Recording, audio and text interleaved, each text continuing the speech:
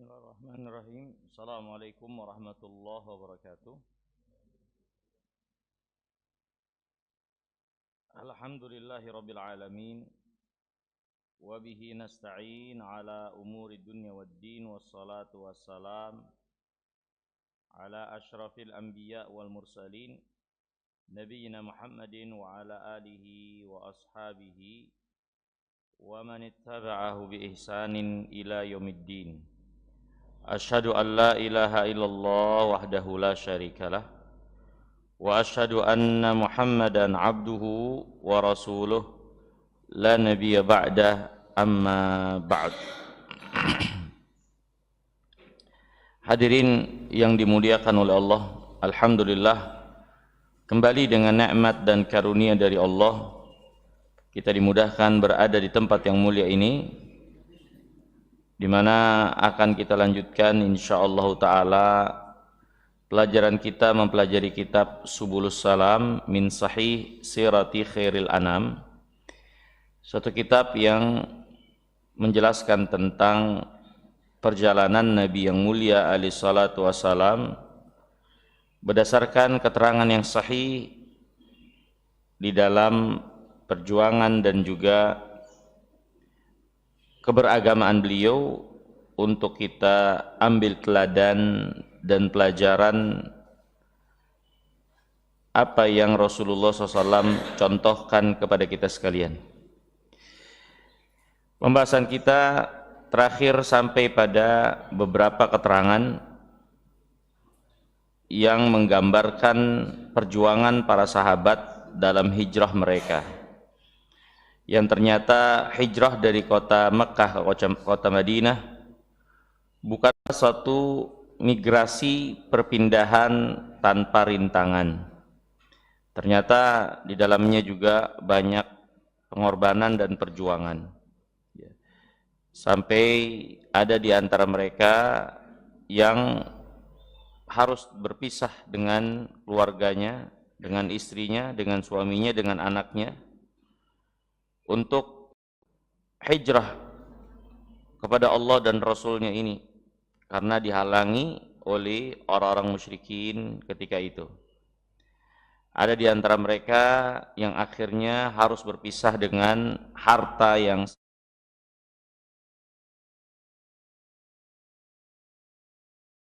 kepada Allah dan Rasulnya, walaupun harta yang mereka miliki dirampas oleh orang-orang musyrikin.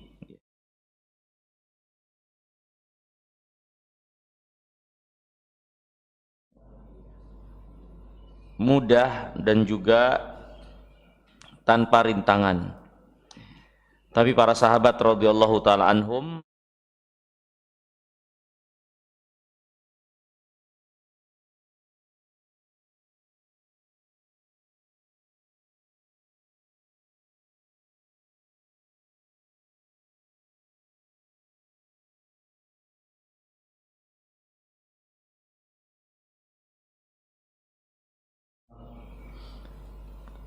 menjelaskan bahwasanya dia telah menyiapkan segala sesuatu untuk hijrahnya beliau, tapi Nabi SAW meminta Abu Bakar untuk menunda sampai benar-benar Allah memerintahkan Rasulullah SAW sendiri hijrah.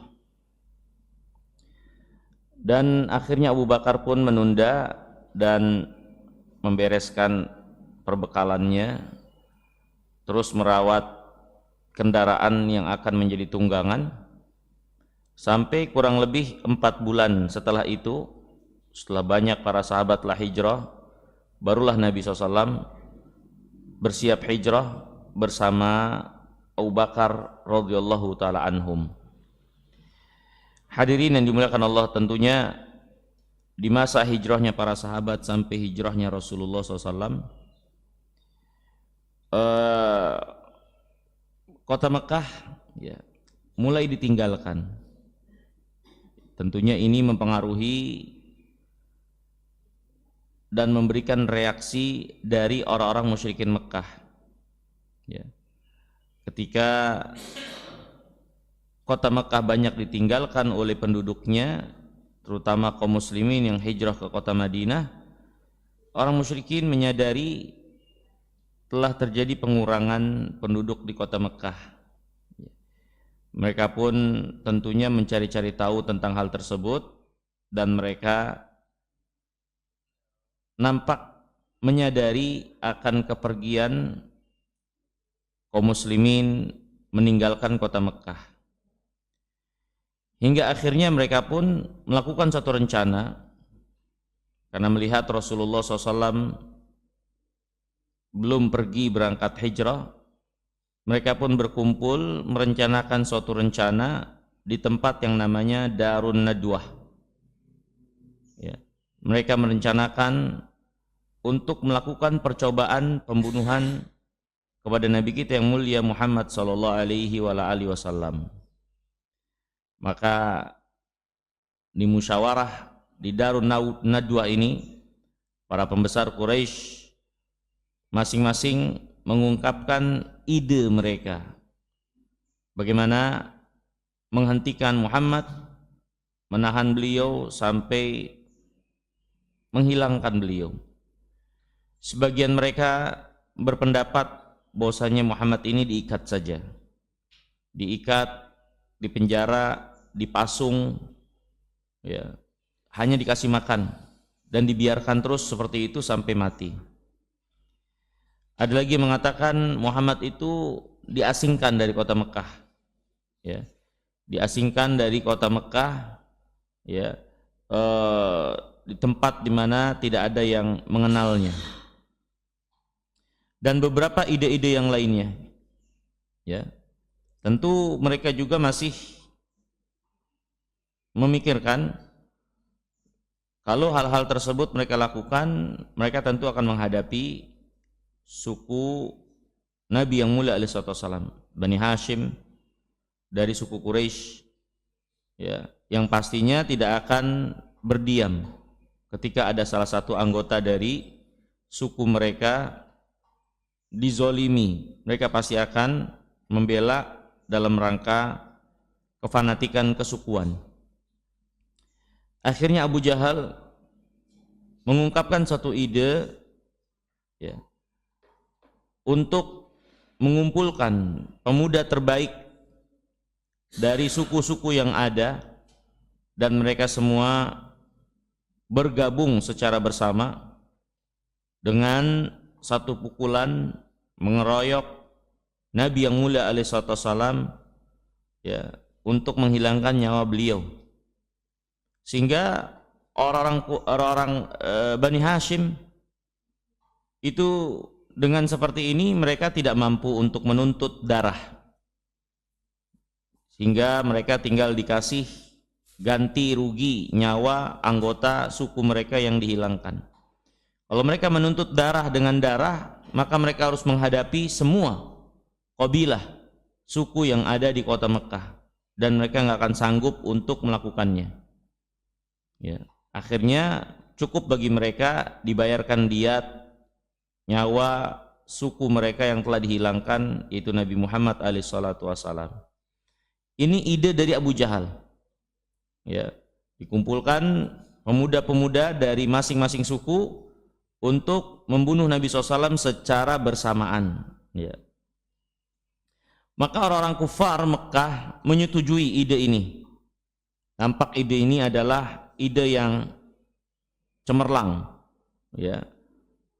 Walaupun ini jelas adalah ide kejahatan. Ini hadirin yang dimuliakan Allah, lihat bagaimana kejahatan itu ada orang-orang yang berada di dalamnya, merencanakannya, tokoh-tokohnya, ya, yang mereka berusaha bermusyawarah, ya, untuk memperjuangkan kejahatan dan kebatilan ini.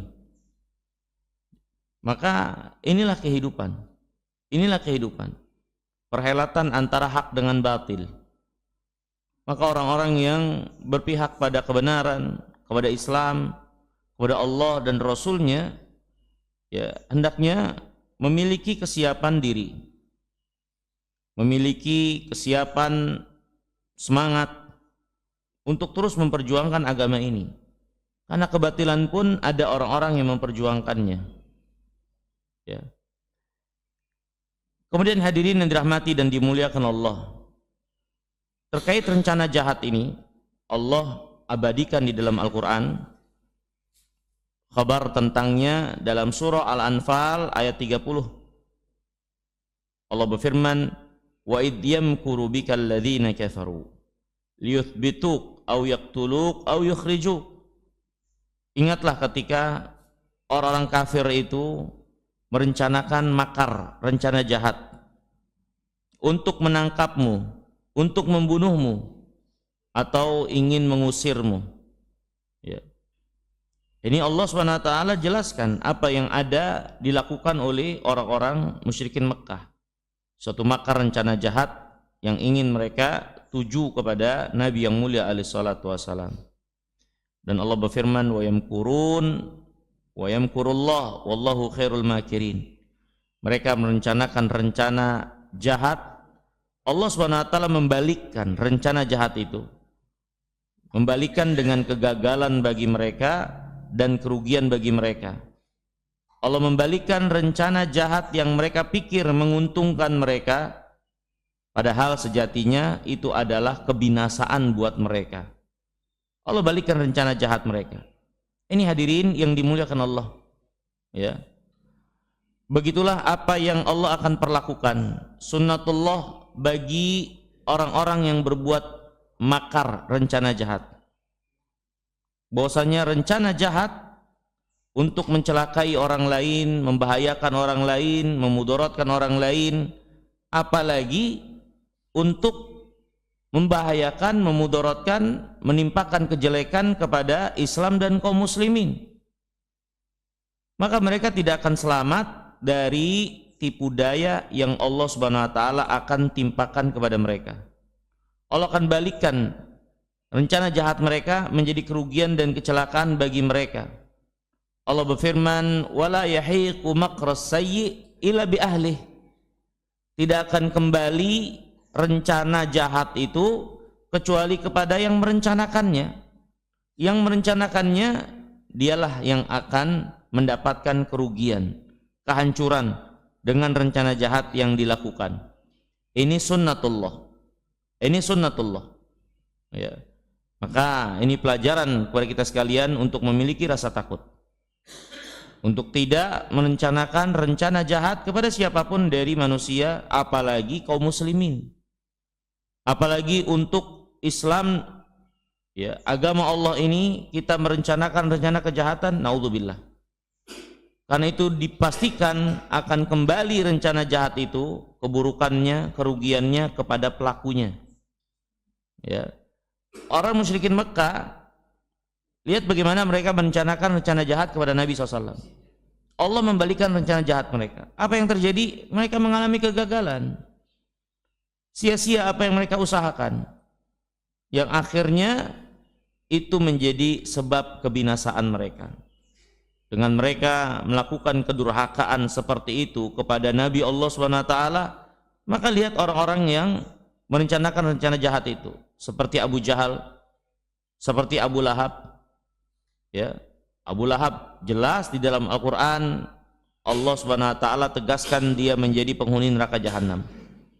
Abu Jahal wafat di perang Badar, ya, ditumpahkan darahnya oleh dua orang pemuda. Ya. Maka ini hadirin yang dimuliakan oleh Allah Subhanahu wa taala, wa yamkuruna wa yamkurullah. Mereka membuat rencana jahat, Allah balikkan rencana jahat itu kembali bahaya kejelekannya, keburukannya kepada pelakunya. Wallahu khairul makirin. Allah lah sebaik-baik yang membalikkan rencana jahat orang-orang tersebut.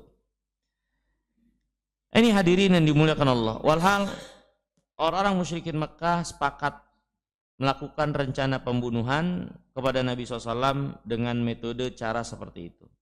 Ya. Kemudian Allah Subhanahu wa taala tentunya yang maha mengetahui segala sesuatu, mewahyukan kepada nabinya yang mulia alaihi wasallam, mengizinkan beliau untuk hijrah, ya, hingga Nabi SAW melaksanakan perintah Allah Subhanahu wa taala untuk hijrah ini, dan beliau pun datang ke rumah Abu Bakar. Beliau mendatangi rumah Abu Bakar, ya, karena telah datang perintah langsung dari Allah untuk hijrah. Aisyah radhiyallahu taala anha menjelaskan kepada kita sekalian tentang kejadian kedatangan Nabi SAW yang tidak biasa, yang ternyata itu adalah langkah untuk berangkat hijrah. Dalam hadis yang diriwayatkan oleh Imam Bukhari, Aisyah radhiyallahu taala anha menjelaskan, "Bainama nahnu yawman julusun fi baiti Abi Bakar fi nahri dhahirah." Kami pernah ada di rumah. Waktu itu kami sedang duduk-duduk bersama keluarga di siang hari bolong. Ya. Nabi SAW datang pada waktu yang tidak biasanya. Nabi SAW biasa datang mengunjungi rumah Abu Bakar pada waktu-waktu tertentu, tapi ini waktu yang nggak biasa. Siang hari yang biasanya Nabi nggak datang di waktu itu, Nabi SAW datang. Ya. Qala qailun li Abi Bakar, ada orang menyampaikan kepada Abu Bakar, hadza Rasulullah SAW mutaqanni'an. Ini Abu Bakar, ini Rasulullah SAW datang, dan Rasulullah SAW datang dalam keadaan menutup kepalanya, ya, dengan sorban yang beliau pakai, dia tutup mukanya. Faqala Abu Bakar berkata, fidaan lahu abi wa ummi, bapak dan ibuku menjadi tebusan untuknya. Ini suatu perkataan yang menunjukkan militansi di dalam pembelaan. Abu Bakar mengatakan, kalau bapak dan ibuku harus aku jadikan tebusan untukmu, akan aku lakukan.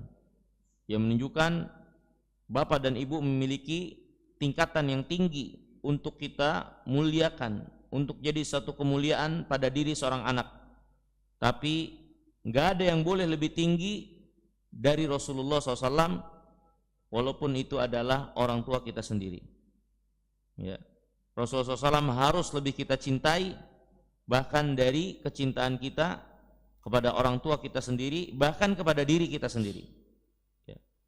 Abu Bakar mengatakan, fidaan lahu abi wa ummi. Wallah ma ja'a bihi fi hadhihi sa'ati illa amrun. Demi Allah, tidak ada yang menjadi motivasi sebab Nabi SAW datang ke sini di tengah hari seperti ini yang tidak biasanya, kecuali ada satu urusan penting. Ya. Maka Aisyah berkata, faja'a Rasulullah SAW fasta'dana fa'udhinalah.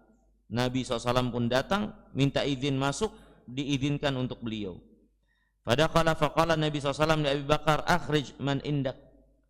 Maka Rasulullah SAW datang dan beliau berkata kepada Abu Bakar, keluarkan, ya, orang-orang yang ada bersamamu. Faqala Abu Bakar berkata, innamahum ahluk bi abi anta ya Rasulullah. Ini semua keluargamu ya Rasulullah. Maksudnya itu keluarganya Abu Bakar. Nabi minta untuk dikeluarkan semua, maksudnya jangan sampai ada orang lain yang mengetahui tentang rencana ini, nanti bocor ke orang-orang musyrikin sehingga bisa merusak apa yang menjadi rencana Nabi SAW hijrah ini. Tapi Abu Bakar mengatakan, innamahum ahluk, ini semua yang ada ini keluargamu. Ini maksudnya adalah ya keluarganya Abu Bakar, ya orang-orang terpercaya, ya nggak bakalan membocorkan keberangkatan hijrah ini. Qala Nabi SAW kemudian bersabda, fa inni qad udhina li fil khuruj. Saat ini telah diizinkan kepadaku untuk pergi hijrah. Faqala Abu Bakar, as-sahabah bi abi anta ya Rasulullah. Apa namanya? Saya membersamaimu atau engkau aku temani ya Rasulullah, ya, bi abi anta ya Rasulullah. Maka Nabi SAW menjawab, iya. Orang yang Nabi percaya menemani beliau dalam perjuangan pada titik yang paling sulit itu adalah Abu Bakar. Terus ada orang yang seenak-enaknya merendahkan Abu Bakar, mencaci maki Abu Bakar, maka dapat dipastikan orang yang seperti itu adalah orang-orang yang menjadi musuh Nabi yang mulia alaihi salatu wassalam. Kemudian hadirin yang dimuliakan Allah, Abu Bakar kemudian berkata, "Fakhud ihda rahilatayya hataini." Silakan engkau pilih di antara dua kendaraan yang telah disiapkan ini. Qala Rasulullah SAW, Nabi SAW bersabda, "Bithaman," dengan harga. Qalat Aisyah, ya. Maka Aisyah kemudian berkata, "Fajahaznahuma ahsanal jihaz wa sana'na lahuma safratan fi jirab faqata'at Asma binti Abi Bakar qit'atan min niqatiha farabatat bihi ala famil jirab fabidzalika summiyat dzatan nitaq." Kata Aisyah, kami pun menyiapkan perbekalan hijrah Nabi SAW bersama Abu Bakar sebaik-baik persiapan. Ya, kami lakukan untuk keduanya ya persiapan seperti air, termasuk ya yang ditaruh di tempat air dari kulit. Ya. Asma putri Abu Bakar ketika itu mengambil tali yang mengikat di pinggangnya, ya, untuk mengikat wadah air tersebut sebagai bekal Nabi SAW dan Abu Bakar. Maka semenjak itulah Asma digelari dengan dzatan nitaq, wanita yang memiliki ikat pinggang. Ini ikat pinggang yang digunakan perbekalan Nabi SAW mengikat wadah tempat airnya sehingga dibawa oleh Rasulullah SAW air tersebut. Nah, tentu hadirin yang dimuliakan Allah, ya. Kita ketahui perjalanan dari Mekah sampai Madinah, ya, itu makan beberapa hari, seminggu lebih kalau naik seekor onta. Dan tentu perjalanan di tengah jalan itu adalah padang pasir, bebatuan, ya. Sedikit sekali didapatkan air di tengah jalan, ya, dan air tentu yang dibawa sebagai bekal adalah air yang memberi kecukupan sampai tempat tujuan. Ya. Maka wadah dari air yang dibawa ini tentunya adalah wadah air yang banyak untuk mencukupi keberangkatan sampai ke kota Madinah. Ya. Nah, Asma binti Abi Bakar diberi gelar dzatan nitaq, ya, karena ikatan dari ikat pinggangnya itu berguna mengikat wadah air tersebut. Maka akhirnya Nabi SAW pun pergi, ya, hijrah bersama Abu Bakar. Dan Nabi yang mulia alaihissalam tidak mengambil jalan yang umum dilalui dari jalur utama menuju kota Madinah. Yang biasanya jalur utama itu yang dilalui adalah jalur utara atau arah ke utara. Tapi Nabi SAW berjalan menuju arah selatan, dan ternyata Rasulullah SAW di sini bersiasat untuk mengelabui orang-orang musyrikin sehingga mereka tidak bisa mengejar Rasulullah SAW atau kehilangan jejak beliau yang hijrah. Ya, dimana umumnya orang hijrah ke arah utara, jalur utama ke kota Madinah, tapi beliau mengambil jalur selatan, ya, sebagai suatu tindakan pengelabuan agar orang-orang musyrikin tidak berhasil membaca jejak Nabi yang mulia alaihi salatu wasallam, ya. Dan Nabi yang mulia alaihi salatu wasallam ke arah selatan pun beliau tidak terburu-buru dalam melakukan perjalanan, tapi beliau alaihi salatu wasallam bersembunyi terlebih dahulu, ya, di Gua Thur di arah selatan kota Mekah, ya, selama beberapa hari di sana sampai keadaan benar-benar kondusif untuk beliau lanjutkan perjalanan, ya. Ini hadirin yang dimuliakan Allah SWT. Nabi kita yang mulia alaihissalam Ya, akhirnya perjuangan agama ini juga dengan perencanaan. Perjuangan agama ini juga dengan kematangan. Perjuangan agama ini juga dengan perhitungan. Ya, tidak dengan asal-asalan. Nabi SAW memperhitungkan segala sesuatunya. Lihat bagaimana beliau mengambil jalan ke selatan, tidak jalan ke utara. Tentu ma'ruf dan maknanya dapat kita pahami. Bagaimana Rasulullah SAW ingin mengelabui orang-orang musyrikin sehingga tidak bisa mengejar beliau atau kehilangan jejak beliau dan beliau bisa selamat menuju kota Madinah. Karena ketika orang musyrikin yang sudah merencanakan rencana jahat itu dan ternyata mereka nggak dapati Nabi SAW, ya darahnya, tentu ini akan menimbulkan reaksi dari mereka untuk cepat-cepat segera mengejar, menyusul, ya Nabi yang mulia SAW yang berangkat ke kota Madinah. Dan mereka adalah orang-orang yang ahli dalam menunggang kendaraan mereka. Mereka ahli dalam perjejakan. Mereka orang Quraisy, orang yang biasa safar. Ya, orang yang biasa safar. Ya, kalau musim panas mereka ke arah utara, kalau musim dingin mereka ke arah Yaman. Allah abadikan dalam Al-Quran. Mereka itu orang yang biasa safar untuk perdagangan dalam rangka memenuhi kehidupan mereka di kota Mekah. Yang mereka bukanlah para petani, mereka bukan menanam tanaman untuk mencukupi kehidupan mereka, tapi perdagangan yang mereka lakukan. Mereka biasa safar, mereka biasa jalan. Jadi mereka orang-orang yang ahli. Harinya lagi dia balik lagi, membawa perbekalan untuk Nabi SAW, makannya dan seterusnya. Ya, siang hari dia turun lagi dan itu dilakukan sampai beberapa hari. Ya. Ini hadirin yang dirahmati dan dimuliakan Allah Subhanahu Wa Taala.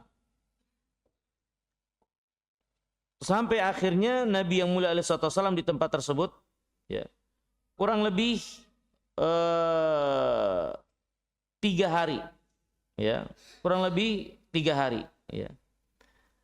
Nah, pernah pada satu kejadian Nabi yang mulia alaihissalam sedang bersembunyi di Gua Thur itu. Ada salah seorang atau kelompok kecil dari orang musyrikin yang diperintahkan untuk mencari Nabi yang mulia alaihissalam. Karena terdapat sayembara di kota Mekah, ya, ketika mereka gagal menumpahkan darah Nabi yang mulia alaihissalam. Ya, yang ternyata tidak mereka dapatkan. Nabi SAW sedang berada di rumahnya. Yang Nabi SAW telah pergi, mereka pun panik, mengadakan sayembara. Siapa yang berhasil mendatangi Nabi SAW hidup atau mati, akan diberi hadiah sampai 100 ekor onta. Ya. Nah akhirnya mereka pun menyebar, mencari jejak Nabi SAW. Nah ada kelompok dari orang-orang musyrikin ini, ya, sampai ke goa di mana Nabi SAW bersembunyi di Gua Thur. Ya. Sampai bahkan mereka berdiri di mulut goa. Ya. Terdapat kisah yang beredar, ya. Itu kalau Nabi SAW di goa itu ditutupi sama sarang laba-laba. Ya, sehingga mereka berpikiran ini nggak mungkin Nabi ada di dalam. Kalau di dalam pasti sarang ini nggak bakal ada, karena sarang ini pastinya ada dalam waktu yang cukup lama, sehingga akhirnya mereka nggak jadi. Tapi ini cerita yang nggak sahih, cerita yang nggak sahih, ya, nggak ada keterangan cerita seperti ini dari sarang laba-laba yang menutupi tempat persembunyian Nabi SAW. Ini nggak ada hadis yang sahih untuk itu. Ya, yang ada kejadian sesungguhnya adalah Nabi SAW berada di dalam goa. Orang musyrikin yang mengejar beliau sampai ke dalam goa, hanya sampai dalam mulut goa. Di mana goa itu ada di bawah tempat mereka berdiri. Yang kalau mereka menundukkan kepalanya ke bawah, mereka akan melihat Rasulullah dan Abu Bakar bersembunyi. Tapi Allah tidak memberikan taufik untuk mereka menundukkan kepala mereka itu. Mereka hanya melihat ke kanan ke kiri di hadapan mereka. Mereka nggak melihat ada orang. Dan mereka tidak Allah berikan taufik untuk menundukkan kepalanya. Kalau mereka menundukkan kepala, mereka akan lihat Nabi SAW ada di sana bersama Abu Bakar. Ini keadaan membuat khawatir Abu Bakar. Abu Bakar melihat sendiri orang-orang yang mengejar itu. Dia pun mengkhawatirkan Nabi yang mulia alaihissalam lebih daripada khawatir kepada dirinya sendiri untuk ditangkap. Ya. Dipenuhi rasa takut, akan tetapi Nabi SAW dengan ketawakalannya yang tinggi, dengan ketenangannya, membawa ketenangan kepada Abu Bakar. Ini hadirin yang dimuliakan Allah. Di antara keuntungan, ya, bersahabat, berteman dengan teman-teman yang baik. Apalagi yang punya mentalitas tinggi, kekuatan iman. Ya. Momen-momen di mana kita berada dalam kesulitan karena kelemahan yang ada pada diri kita, maka teman, sahabat yang baik itulah yang akan memberikan kekuatan, ya, kenyamanan, ketenangan, kebersamaan bersama mereka. Abu Bakar dalam keadaan takut seperti ini, ya, Nabi SAW menenangkannya. Nabi SAW bersabda, "Ya Abu Bakar, ma dhannuka bithnain Allah thalithuhuma." Wahai Abu Bakar, gimana pendapatmu dengan dua orang, saya dan kamu, kita berdua memang, tapi Allah yang ketiganya. Ini kita di jalan Allah. Allah SWT nggak akan mungkin menyia-nyiakan kita. Allah nggak akan mungkin menyia-nyiakan nabinya. Allah nggak akan menyia-nyiakan orang yang menemani nabinya, yang membela, membersamai nabinya yang mulia alaihissalam untuk agama ini. Ya, ya kita memang cuma berdua, tapi Allah yang ketiga dari kita. Kita berada di pihaknya. Allah membersamai kita. Artinya nggak perlu khawatir berlebihan. Yang terpenting adalah apa yang kita jalani ini di jalan Allah, membela Allah, berpihak pada Allah. Tawakalan yang tinggi ini membawa ketenangan, kematangan, ya, dan ketepatan dalam perhitungan serta langkah. Ini hadirin yang dimuliakan Allah SWT. Ini yang diajarkan oleh Nabi kita yang mulia alaihissalam, dan ini yang ada pada para nabi dan rasul. Ya, ini yang ada pada Nabi Ibrahim. Ini yang ada pada Nabi Musa alaihi wassalatu wassalam. Nabi Ibrahim ketika hendak dibakar, ditumpukan api, maka dia dengan tenangnya, karena tawakal yang penuh kepada Allah SWT, dan itu terlihat dari apa yang dia ucapkan dengan ucapannya, hasbunallah wa ni'mal wakil. Cukup bagiku Allah, Allah sebaik-baik pelindung. Inilah ucapan yang keluar dari ketawakalan penuh yang ada pada Nabi kita yang mulia Ibrahim alaihissalatu wassalam. Yang kemudian dia dilemparkan ke dalam api dan Allah menjadikan api itu dingin bagi Ibrahim. Tenang dia. Tidak gerasa gerusuk, penuh dengan rasa takut. Ya, karena dia memastikan dirinya berpihak pada Allah, di jalan Allah, memperjuangkan agama Allah. Nabi Musa alaihissalatu wassalam ketika terjepit dikejar oleh Firaun, berada di tengah antara lautan dengan pasukan besar Firaun.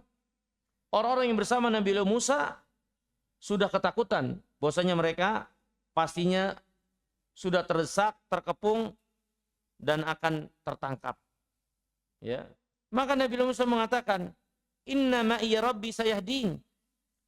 Bersamaku Allah akan berikan hidayah kepadaku. Orang-orang yang ketika itu bersama Musa penuh dengan rasa takut, Nabi Musa dengan tenangnya percaya penuh kepada Allah, Allah nggak akan menyia-nyiakan apa yang dia perjuangkan.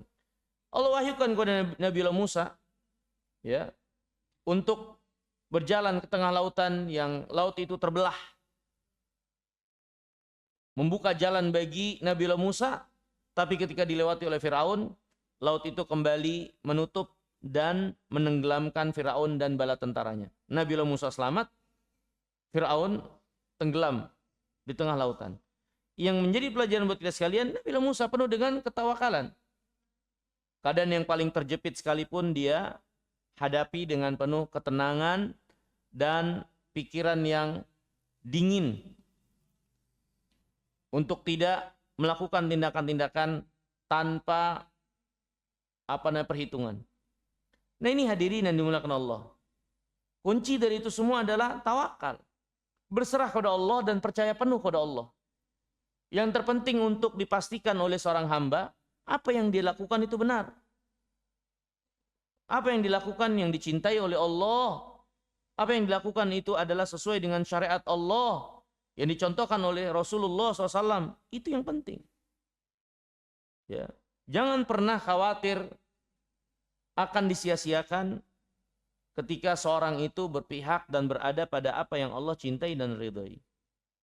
Ya, Allah berfirman, "Wala yudhi'u ajra man ahsanu amala." Allah SWT tidak akan menyia-nyiakan orang yang berbuat ihsan dalam amalnya. Allah nggak akan sia-siakan. Ya, Allah nggak akan sia-siakan orang beriman, orang-orang yang berbuat ihsan, orang-orang yang memperjuangkan agama Allah SWT. Allah nggak akan sia-siakan mereka. Maka ini juga Nabi kita yang mulia SAW. Tawakal yang kuat, kepercayaan yang penuh kepada Allah. Abu Bakar yang berada dalam rasa takut menjadi tenang dengan sabda Nabi SAW yang menenangkan beliau.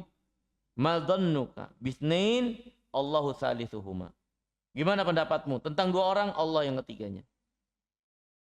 Dan kenyataannya Allah tidak memberikan taufik orang musyrikin ini untuk menundukkan pandangannya sehingga mendapatkan Nabi SAW. Mereka hanya melihat ke kanan ke kiri, nggak ada orang, balik, gagal mereka. Ini hadirin juga memberikan pelajaran bagi kita sekalian. Akhirnya, ya, sampainya seseorang pada kesuksesan, keberhasilan, itu taufik dari Allah. Allah SWT yang memberikan kemudahan, yang menyampaikan dan menempatkan seorang pada keberhasilan. Kalau Allah tidak berikan, walaupun hanya sekedar menundukkan kepala, seorang nggak akan sampai pada keberhasilan itu. Ya. Lihat apa yang ada pada orang-orang musyrikin. Dari keahlian membaca jejak. Dari keahlian membaca peta perjalanan. Dari keahlian dalam menunggang kuda. Persenjataan yang disiapkan untuk memburu Nabi yang mulia alaihissalam. Dan mereka ahli dalam berburu. Nenek moyang mereka berburu. Nabiullah Ismail, ya, penduduk pertama di kota Mekah, ya, untuk menghidupi keluarganya apa yang dilakukan? Berburu. Jadi mereka orang-orang yang ahli berburu, ahli membaca jejak. Tapi kalau Allah tidak berikan taufik, bahkan hanya sekedar menundukkan kepala, ya, gagal mereka. Ya. Dan begitulah semuanya. Kalau Allah tidak tolong, kalau Allah tidak mudahkan, kalau Allah Subhanahu wa taala tidak sampaikan pada apa yang menjadi tujuan, nggak ada yang nyampe dan nggak akan ada yang sukses, nggak ada yang berhasil. Pelajaran bagi kita sekalian untuk tawakal kepada Allah, berserah kepada Allah Subhanahu wa taala, tunduk meminta kebaikan kepada Allah Subhanahu wa taala dan percayakan penuh semuanya kepada Allah Rabbul Alamin. Pada akhirnya tidak ada daya dan upaya kecuali apa yang menjadi pertolongan Allah Subhanahu wa taala tentunya. Kemudian hadirin yang dimuliakan oleh Allah Subhanahu wa taala.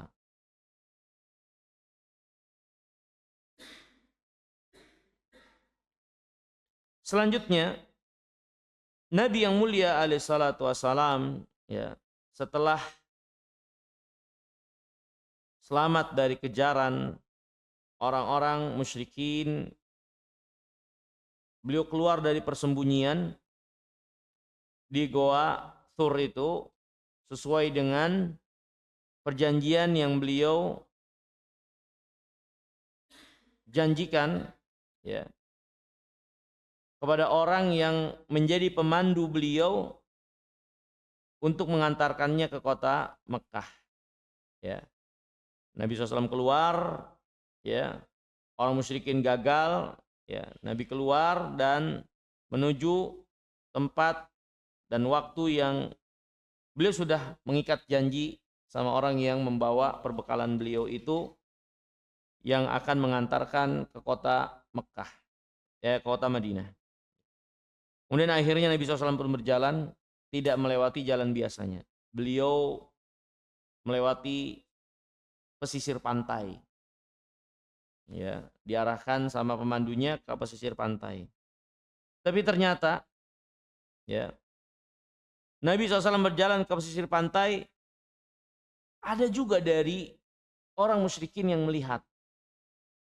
Walaupun mereka nggak melihat secara tegas, mereka melihat dari kejauhan rombongan orang yang berjalan. Mereka nggak bisa pastikan kalau itu Rasulullah, tapi mereka balik. Ya, ada yang melihat terus melapor ke Suraqah bin Malik. Suraqah bin Malik. Nabi SAW sampai di kota Madinah, orang musyrikin memerangi, Suraqah nggak akan ikut memerangi Nabi yang mulia SAW. Ya, tapi dia minta dirinya dilepaskan. Orang-orang lain juga nggak ada yang tahu kalau yang berjalan ini adalah beliau dengan rombongannya. Ya, maka akhirnya Nabi yang mulia SAW pun ya menyepakati kesepakatan tersebut. Ya, dan ditulislah kesepakatan itu di sebuah kulit, ya, dan Nabi SAW pun lanjutkan perjalanan. Ya, ini hadirin yang dimuliakan Allah. Ya, lihat bagaimana Allah SWT memelihara, menjaga nabinya yang mulia SAW.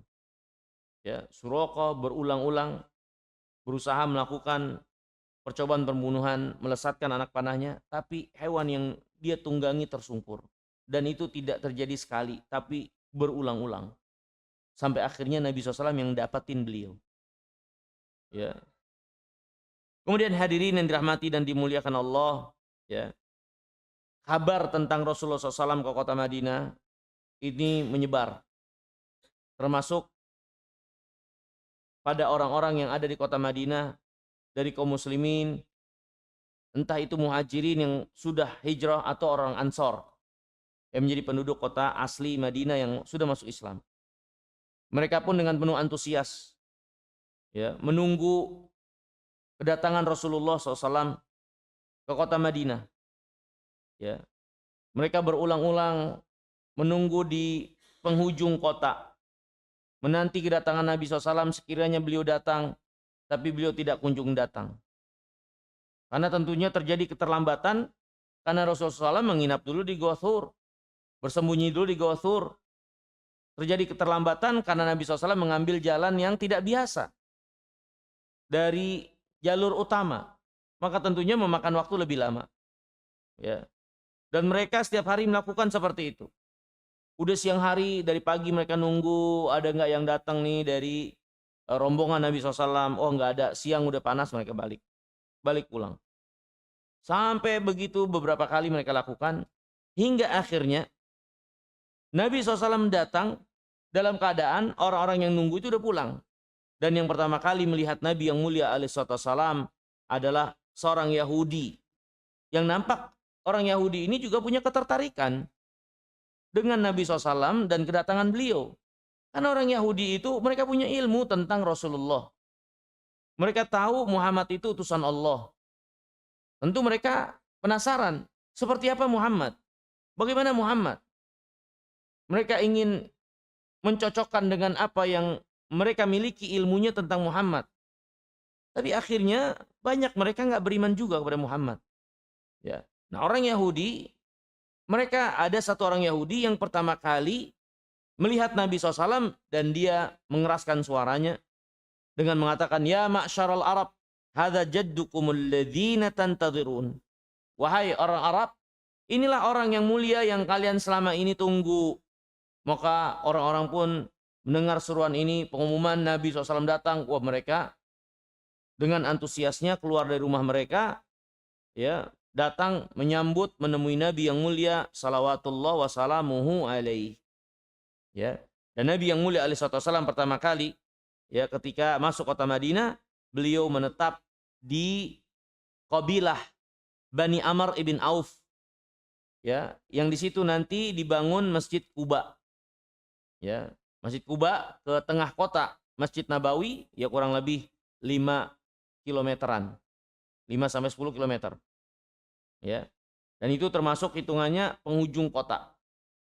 Ya, Nabi SAW sebelum masuk ke tengah kota, beliau alaihissalam berada dulu menginap di kabilah suku Bani Amr ibn Auf. Ya, Bani Amr ibn Auf. Beliau berdiam di situ selama 14 hari. Ya. Selama 14 hari dan selama 14 hari itu Nabi SAW membangun Masjid Quba di sana. Bangun Masjid Quba di sana, ya. Ini hadirin yang dirahmati dan dimuliakan Allah, mungkin yang bisa kita pelajari dulu. Itu sampainya Nabi SAW ke kota Madinah. Ya, dan ada banyak pelajaran lagi nanti di awal-awal kedatangan Nabi SAW di kota Madinah. Terutama kejadian menarik terkait sambutan sikap orang-orang Yahudi yang mereka tahu dengan benar Muhammad itu utusan Allah, tapi mereka menyembunyikan itu semua dan malah mendustakan Rasulullah SAW. Ya, ini insya Allah Ta'ala kita akan lanjutkan di kesempatan yang akan datang. Mungkin ada yang ingin ditanyakan dari apa yang kita pelajari, dipersilahkan. Min soal.